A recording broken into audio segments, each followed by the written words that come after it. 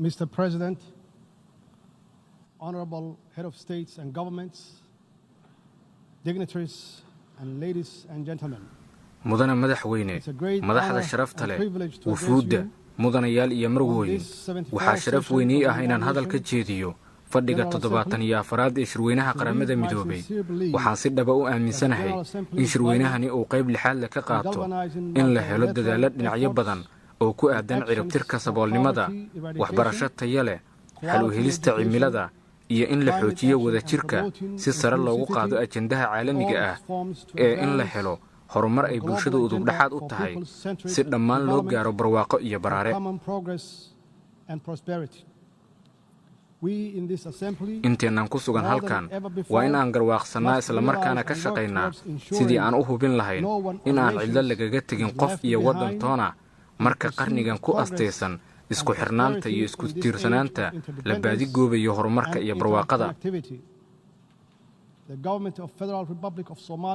dowladda federaalka Soomaaliya waxa ay si diiran u soo dhaweynaysaa halku-dhigga sanadkan ee shirweynaha qaramada midoobay oo dhammaanteena xusuusinaya muhiimadda ay leedahay in aan labanlaabno dadaalkeenna innaga oo iskaashi caalami ah oo intaan ka badan yeelanayna si aynu u hubinno in dal kasta oo inaga mid ihi gaaro yoolalka horumarka waara ee yaraynta saboolnimada sare u qaadidda tayada waxbarashada wax ka qabashada saameynta taban ee isbeddelka cimilada iyo in dhammaan dadaalada gudaha dalalkeenna ku salayno iskaashi iyo hannaan loo dhan yahay.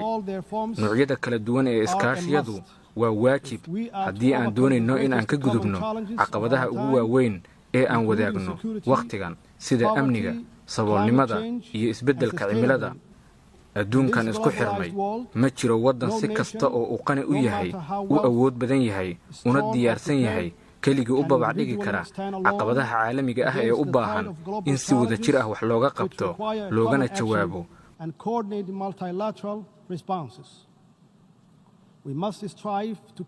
waa inaan ku dadaalnaa sidii aan u abuuri lahayn jawigii loo baahnaa si aan kelikeli iyo wadajirba u gaarno barwaaqo iyada oo la raacayo yoolalka xalalka waara.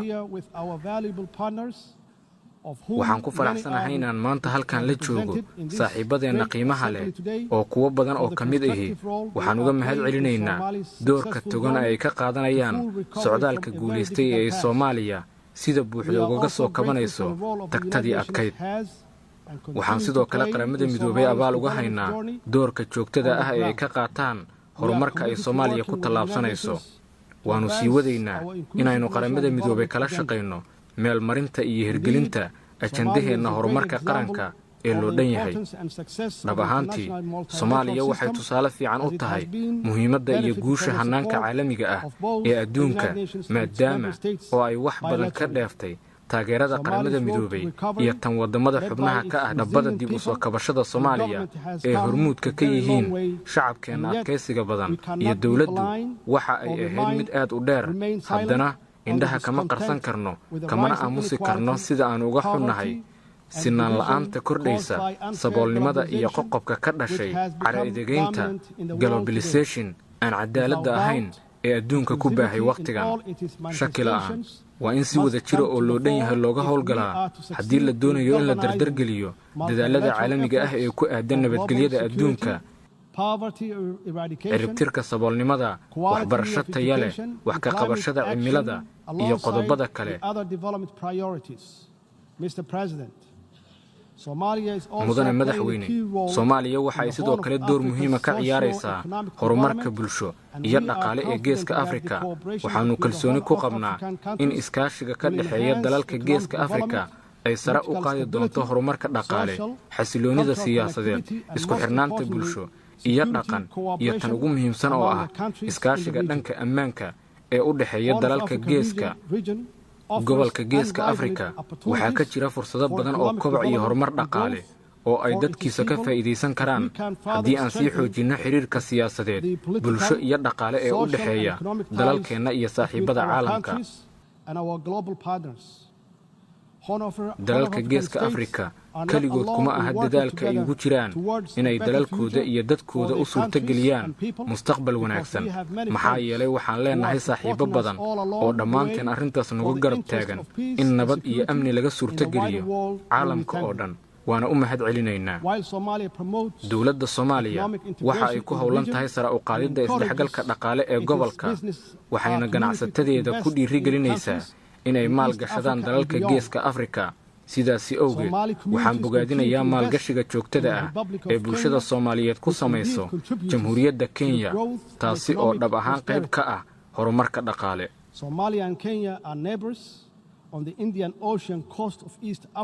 Soomaaliya iyo Kenya waa laba wadan oo deris ah, isla markaana ku teedsan xeebta Badweynta Hindiya oo leh xiriir saaxiibtinimo oo nabadeed.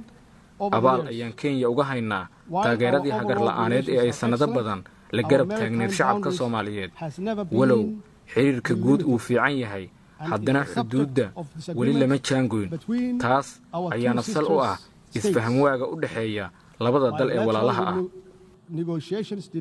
Wadahadalladii labageesoodka ahaa heshiis waa lagu gaari waayey. Si marka loo helo xal nabadeed oo cadaalad ah sanadka 2014 Soomaaliya, iyada oo raacaysa sharciga caalamiga ah, ayay bilowday inay dacwadda horgeyso maxkamadda caalamiga ah ee cadaaladda oo ah hay-adda sharci ee ugu sarreysa qaramada midoobay. Waxaana ku faraxsanahay in maxkamaddu caddaysay in sharciyad iyo awood ay u leedahay in ay ka garnaqdo khilaafka, isla markaana ay dhegaysyadii ugu dambeeyey ee kiiska u qoondaysay toddobaadka ugu horreeya Nofeembar.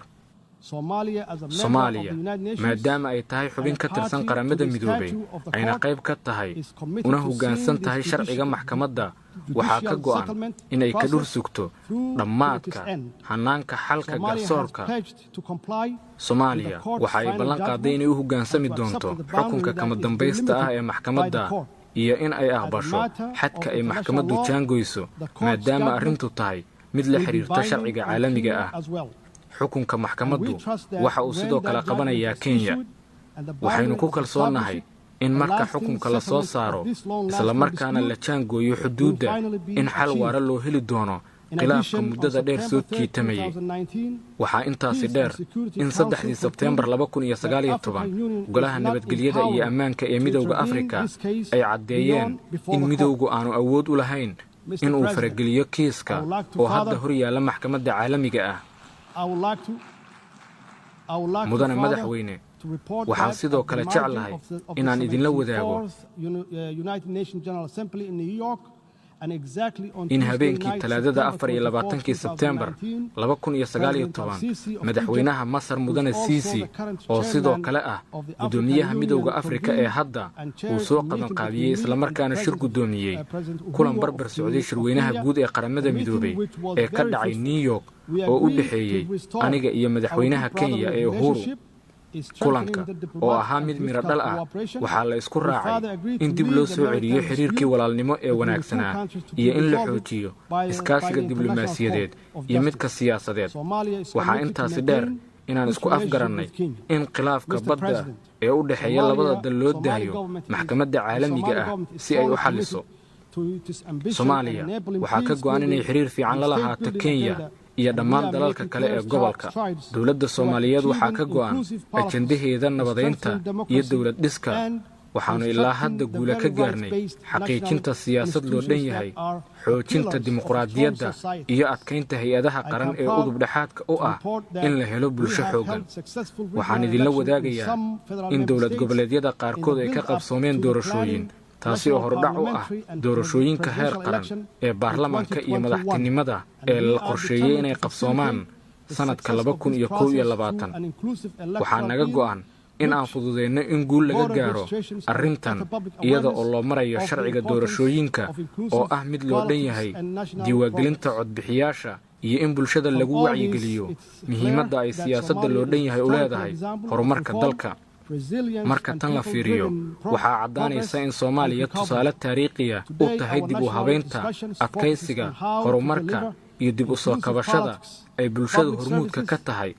Wadahadalladeenna heer qaran waxaa hadda diiradda lagu saarayaa xaqiijinta siyaasad loo dhan yahay, tayeynta adeegyada dowladda, dib u habeynta maaliyadeed iyo dhaqaale, kobcinta dhaqaalaha, dowlad wanaagga, sare u qaadidda iskaashiga heer gobol iyo sidii ugu dambeyn looga guulaysan lahaa haraadiga sunta ah ee argagixisada caalamiga ah annaga oo kaashanayna saaxiibadayada gudaha iyo dibadda. dowladdu laga soo bilaabo markii ay xafiiska la wareegtay waxa ay xoogga saartay qarashkii ugu badnaana ku bixisay amniga, maxaa yeelay waxaa ku xiran dhammaanba arrimaha kale sida tirtiridda saboolnimada, waxbarasho taya leh, wax ka qabashada cimilada iyo wadajirka. annaga oo kaashanayna saaxiibadeenna caalamka ayaan waxaan si joogto ah uga shaqaynaa tirtiridda argagixisada xagjirka ah iyo howlgalladooda Soomaaliya. arrintani marnaba ma ahan mid fudud sababtoo ah al-shabaab waxa ay adeegsataa taatikooyin cunfi iyo fuleynimo ku astaysan sida qarxinta muwaadiniinta aan waxba galabsan iyo ganacsiyada gaarka loo leeyahay. si kastaba marka laga eego istiraatiijiyadeenna guud ee xagjirnimada lagaga badbaadinayo dadka qaybta ka ah howlgallada militari ee guulaystay, deegaanada laga qabsaday al-shabaab iyo xoojinta awoodda ciidanka qaranka Soomaaliya, waxaan ku kalsoonnahay in dadaalada wadajirka ah ee aan la leenahay AMISOM iyo saaxiibadeenna caalamka ay miro dhalayaan, taasi oo ay faa'iido ugu jirto Soomaaliya, shacabkeeda iyo sidoo kale xasiloonida gobolka iyo tan caalamka. waxaan dhismihiisa wadnaa ciidan xoog leh oo si fiican loo tababaray iyo sidoo kale hay-ado ammaan oo udubdhexaad ay u tahay ilaalinta xuquuqda bini'aadamka, kuwaasi oo mas'uuliyadda amniga Soomaaliya la wareegaya. dowladdeennu iyada oo kaashanaysa AMISOM iyo saaxiibadeenna kale ee caalamka waxa ay si xooggan uga shaqaynaysaa in yoolkaas la gaaro iyada oo la raacayo qorshaha amniga qaranka. halkan marka la joogo waxaan rabaa inaan u mahadceliyo geesiyaasha ciidanka xoogga Soomaaliyeed, rag iyo dumar, dhammaan dalalka ciidamada ugu deeqay AMISOM iyo dhammaan saaxiibadeenna caalamka ee siyaabaha kala duwan haddana muhiimka ah noogu taageera howlgallada amniga. waxaa xusid mudan in sinaba aanay u sahlanayn dib u habeynta ballaaran ee aan wadno, balse dadaal iyo ka go'naan kadib waxaa hadda diiwaan gelinay dhammaan ciidanka qalabka sida. waxaa sidoo kale dhowaan la soo gabangabeynayaa baaris lagu wada guud ahaan hay-adaha amniga dalka. diiwaangelinta ciidanku waxa ay dowladda u fududaysay in ay meesha ka saarto ciidankii been abuurka ahaa ee aan jirin iyo in ay qiimayso diyaargarowga dhanka howlgallada ee ciidanka. waxayna sidoo kale suurto gelisay in la helo dhaqaale lagu bixin doono meelo kale si loo adkeeyo amniga dadka Soomaaliyeed. waxaan ku qanacsanahay in dib u habeynta miradhalka ah ee dhanka ammaanka ee Soomaaliya ay furo u noqonayso in aan helno hannaankii amni ee lagu ilaalin lahaa badqabka iyo horumarka ummadda Soomaaliyeed. dhab ahaantii waxbarasho taya leh waxa ay xoraysaa, awood siisaa, rajo ku abuurtaa, sidoo kalena daaha ka faydaa riyooyinka, himilooyinka iyo hal abuurka aadanaha, taas oo ka dhalanaysa in aan dhammaan helno caalam intaan ka sii wanaagsan. dhammaan dadaalada waxbarasho iyo guud ahaan dadaalada horumarineed ee meel kasta oo adduunka ka mid ah waa in buddhig iyo barbilow looga dhigaa waxbarashada iyada oo taageero qaran iyo mid caalamka loo raadinayo. astaan muhiim ah oo muujinaysa dib u soo kabashada Soomaaliya ayaa ah baahsanaanta adeegyada waxbarashada dowladda iyo kuwa xarumaha gaarka loo leeyahay bixiyaan ee dhammaan heerarka kala duwan ee waxbarashada. waxaan si buuxda u fahamsannahay baahida loo qabo in la dhiirigeliyo lana taageero hannaanka iskaashiga dowladda iyo xarumaha gaarka loo leeyahay ku salaysnaa ee bixinta adeegyada waxbarashada iyada oo ay dowladdu federaalku qaadanayso door kormeer iyo la socod. marka laga yimaado tagtadii adkayd ee aan soo marnay, ujeeddooyinkeennii waxbarasho ee muhiimka ahaa ee dowlad ahaan aan dejinnay waxaa ka mid ah hannaanka qaabka iyo maaraynta waxbarasho taya leh. tani waxa ay muhiimad u leedahay jiilalkeenna yaryar si ay ula jaan qaadaan dhaqaalaha caalamka ee cusub, isla markaana uga faa'iidaystaan waxna ugu biiriyaan yoolalka horumarka waara ee sannadka 2030. marka laga fiiriyo muhiimadda waxbarashada tayada leh u leedahay geedi socodka nabadaynta iyo dowlad dhiska iyo guud ahaan horumarka, dowladdeennu waxa ay bilowday dib u habeen baaxad leh oo ujeedkiisu yahay in la baahiyo helitaanka waxbarashada ee carruurta, bulshada la hagraday, kuwa baahiyaha gaarka ah qaba, gabdhaha iyo wiilasha. sidoo kale waxaa naga go'an inaan kordhinno tirada dadka waxbarashada isu diiwaan geliya iyo in aan waxbarashada ku salayno fursadaha suuqa si loo kobciyo dhaqaalaha loona abuuro shaqooyin aad loogu baahan yahay taasi oo keenaysa in kalsooni lagu abuuro shacabkeenna.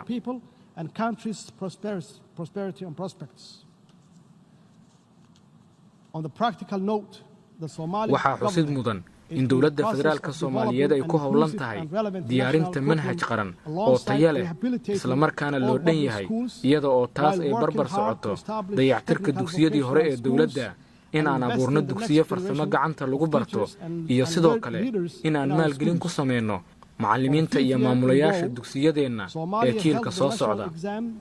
sanadkii shanaad ayaa ay Soomaaliya ku guulaysatay qaadista imtixaan heer qaran. badanka ardaydeenna oo ay ka mid yihiin kuwa baahiyaha gaarka ah qaba sida kuwa arag la'aanta qaba ayaa ka qayb qaatay kuna guulaystay.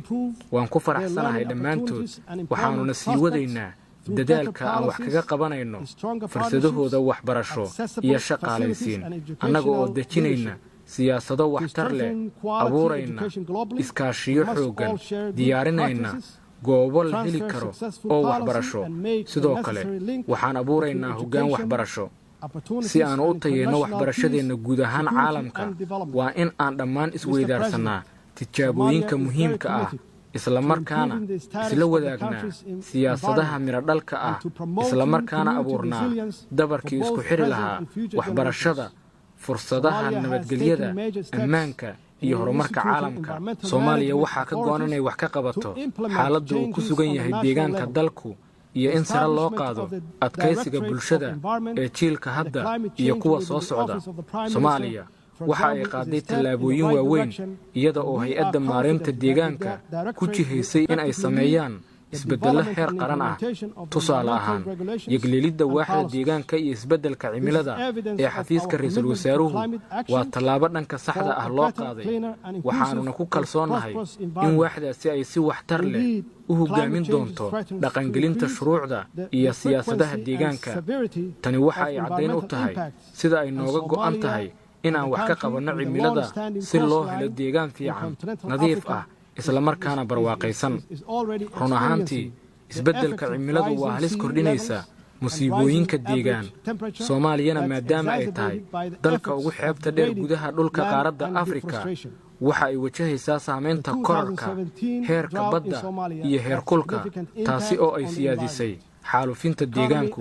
abaartii 2017 ee Soomaaliya waxa ay saameyn weyn ku yeelatay deegaanka, dhaqaalaha iyo kheyraadka dabiiciga ah ee dalka, waxaana dhaawac lagu qiyaasay $600 oo milyan oo dollarka Mareykanka ah soo gaaray dabeecadda. hoos u dhaca ku yimaaday wax soo saarka dabiiciga ah waxa uu caddayn u yahay in waqti adag uu ku soo fool leeyahay dhaqaalaha Soomaaliya ee xoolaha ku tiirsan. maxaa yeelay kheyraadkii daaqsinka ee gobollo ka mida Soomaaliya waa ay idlaadeen. tan ayaa saamayn toos ah iyo mid dadbanba ku yeelatay nolosha 6.2 milyan oo qof, taasi oo u dhiganta 60% guud ahaan dadweynaha oo ku tiirsan xoolo dhaqashada. sababtan awgeed waxaa dhici karta in dib u soo kabashada dhaqaalaha Soomaaliya uu qaato waqti badan. maxaa yeelay waxaa saamayn ku leh masiibooyinka cimilada la xiriira ee soo noqnoqday. waxyaabaha keena nuglanaanta Soomaaliya waa ay badan yihiin waana cakiran yihiin. sidaasi darteedna waxa ay u baahan yihiin in loo helo xalal waqtiga fog ah oo dhammaystiran si qorshaha horumarka qaranka iyo dib u soo kabashada Soomaaliya loo dhexgeliyo maareynta kheyraadka dabiiciga ah iyo ajandaha deegaanka ee caalamiga ah. casharada aan ka baranay khibradeenna waxa ay tilmaamayaan in si degdega loogu baahan yahay wax ka qabasho deegaan si loo xalliyo dhaawaca ballaaran ee deegaanka soo gaaray oo halis ku ah mustaqbalka aan wadaagno. mudane madaxweyne, aan kuu xaqiijiyo inay si buuxda uga go'an tahay dowladdayda natiijooyinkii ka soo baxay heshiiskii Baariis iyo sidoo kale heshiisyadii deegaanka ee caalamiga ah, kuwaas oo ilaalinaya arladeenna iyo mustaqbalka inaga wada dhexeeya. halkan marka la joogo waxaan si adag ugu baaqaynaa dhaqangelinta iyo hirgelinta buuxda ee go'aanka golaha ammaanka qaramada midoobay ee 751 kaasi oo dhammaan dalalka xubnaha ka ah ku waajibinaya inay qaadaan dhammaanba tallaabooyinka lagama maarmaanka u ah ka hortagga dhoofinta iyo la soo degista dhuxusha ee tooska ah iyo tan dadban ee Soomaaliya. Tani keliya ma badbaadinayso deegaanka, balse waxa ay sidoo kale argagixisada caalamiga ah ka joojinaysaa il dhaqaale oo ay ku tiirsan yihiin si ay u dhibaateeyaan dadka aan waxba galabsan iyo kuwa nugul ee bulshada. Saboolnimadu waxa ay ka mid tahay cudurrada ugu daran ee dal la soo gudboonaan kara. Dowladda Soomaaliya waxa ay si adag bulshadeeda ugala shaqaynaysaa dhisitaanka mustaqbal ifaya oo ka maran faqri. Waxaan hadda qarka u saarannahay inaan dhammaystirno qorshaha horumarka qaranka ee 9aad, kaasi oo hagi doona siyaasadda iyo habka la dagaalanka saboolnimada ee Soomaaliya.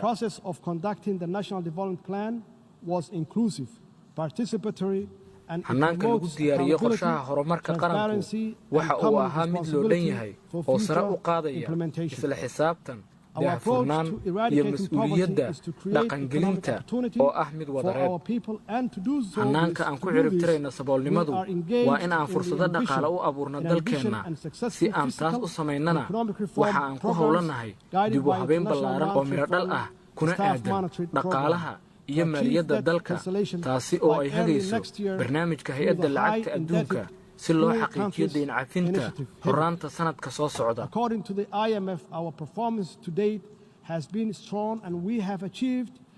Sida ay hay-adda lacagta adduunku qabto, guusha aan ilaa hadda gaarnay waa mid weyn. Waqti yar gudaheedna waxaa noogu qabsoomay wax badan. Waxaan ku howlannahay inaan si joogto ah u kordhinno dakhliga gudaha, hagaajinno hannaanka miisaaniyadda qaranka, iyo in aan nidaamkeenna dhaqaale ka dhigno mid daahfuran oo la isku halayn karo. Waxaan si dhow saaxiibadeenna caalamka iyo daneeyaasha sida shacabka Soomaaliyeed iyo hay-adaha maaliyadda ee adduunka ugala shaqaynaynaa sidii Soomaaliya deynta looga cafin lahaa.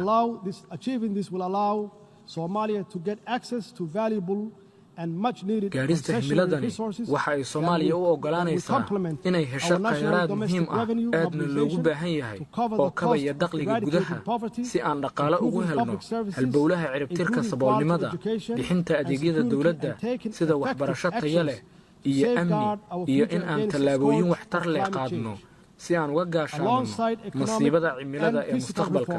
Dib u habeynta dhaqaale iyo maaliyadeed waxaa garab socda dadaal dowladdu waddo oo ay kula dagaalamayso musuqmaasuqa si shilin kasta loogu bixiyo adeegyada dowladda. Haddii aan doonayno inaan ciribtirno saboolnimada, inagama go'do in aan hal shilin ku luminno musuqmaasuq. Sidaas si la mid ah waa in aan mar kasta hubinno qiimaha lacagta marka aan bixinayno qarashaadka dowladda, si taasi inoogu suurtogeliso inaan ka hortagno musuqa. Tani waa sababta aan toddobaadkii la soo dhaafay u saxiixay sharciga la dagaalanka musuqmaasuqa. Dowladdaydana waxaa ka go'an inay dhaqan geliso si dadka Soomaaliyeed loogu daneeyo. Mudane madaxweyne, madaxda sharafta leh, wufuudda, mudanayaal iyo marwooyin, aan hadalkayga ku soo koobo aniga oo ku celinaya taageerada Soomaaliya ee ku aadan dadaallada caalamiga ah ee ciribtirka saboolnimada, waxbarasho tayo leh iyo wax ka qabashada cimilada. Adduunkan la isku xirmay ee la wadaago halista iyo fursadda waa in aan dhammaanteen ka wada shaqaynaa sidii aan ku gaari lahayn horumar iyo barwaaqo wada jir ah. Socdaalkeenna caalamiga ah ee ku aadan horumarka waara waxaa laga yaabaa in uu dheeraado, balse tallaabo kasta oo aan si wada jira u qaadno waxaa ka dhalanaysa in la helo bulshooyin xooggan iyo adduun cadaalad ka jirto iskuna xiran, taasi oo ay xoojin doonto iskaashiga inoo dhexeeya. Mahadsanid mudane madaxweyne, dhammaantiin waa mahadsantihiin.